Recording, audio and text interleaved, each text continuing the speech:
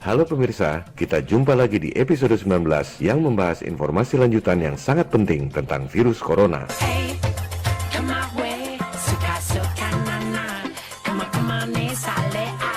Episode 18 lalu, belum genap 7 hari tayang, memperoleh 1,5 juta viewers lebih, 96,2% likes. Tampaknya terlalu menyolok. Elit global mulai gerah dibongkar perilakunya. Maka, episode 18 di-ban oleh YouTube yang dimiliki oleh elit global. Hey, I'm not surprised, motherfuckers.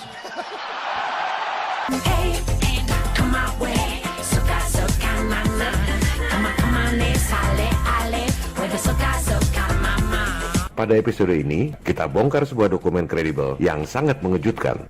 Skenario lockdown akibat penyebaran virus flu sudah dibuat oleh Rockefeller Foundation 10 tahun lalu, tahun 2010. Ini adalah bukti otentik, dokumen resmi yang bahkan ada di Universitas PBB. Apa yang terjadi saat ini? Panik global, orang-orang pasang masker, cek temperatur sebelum masuk gedung, toko-toko tutup, lockdown, ekonomi runtuh, adalah persis seperti skenario yang dibuat 10 tahun lalu oleh Rockefeller Foundation yang merupakan salah satu pentolan elit global.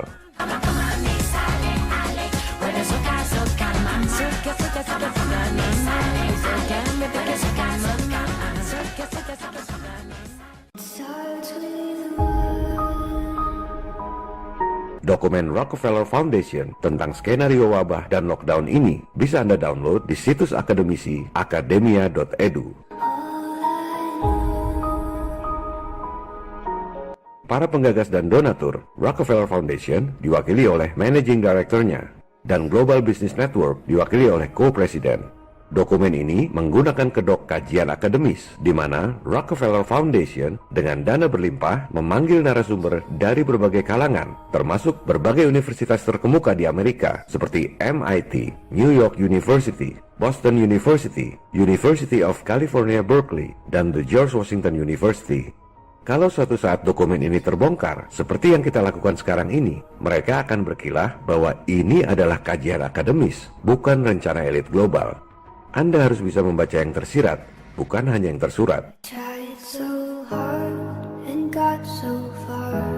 Tahun 2010 itu, mereka membuat skenario terjadinya wabah 2 tahun kemudian.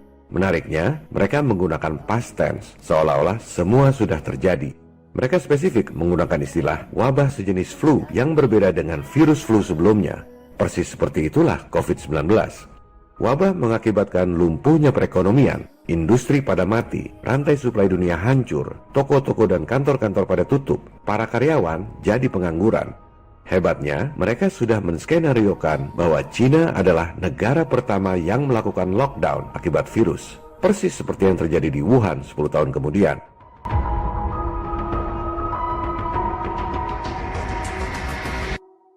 Dalam skenario mereka, para penduduk memakai masker, cek temperatur tubuh sebelum masuk gedung, persis seperti yang terjadi saat ini. Dan dalam skenario Rockefeller ini, kontrol otoriter terhadap penduduk seperti itu terus berjalan meski wabahnya sudah hilang.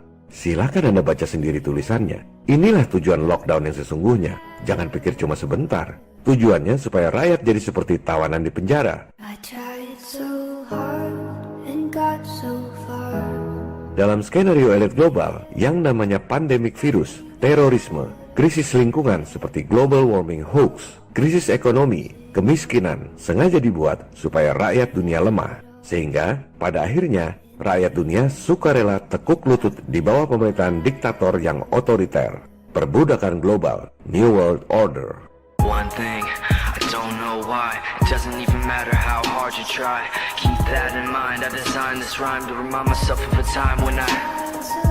Dalam skenario yang dirancang 10 tahun lalu, dengan alasan keamanan dan kesehatan, penduduk dunia akhirnya akan sukarela menggunakan biometric ID. Itulah chip yang ditanamkan di tubuh Anda yang dibahas pada episode lalu. Dalam skenario mereka, Anda akan minta ditanam chip secara sukarela karena takut masalah keamanan, takut masalah kesehatan, dan sekaligus nantinya sebagai alat pembayaran satu-satunya pengganti uang, mata uang tunggal dunia di bawah New World Order.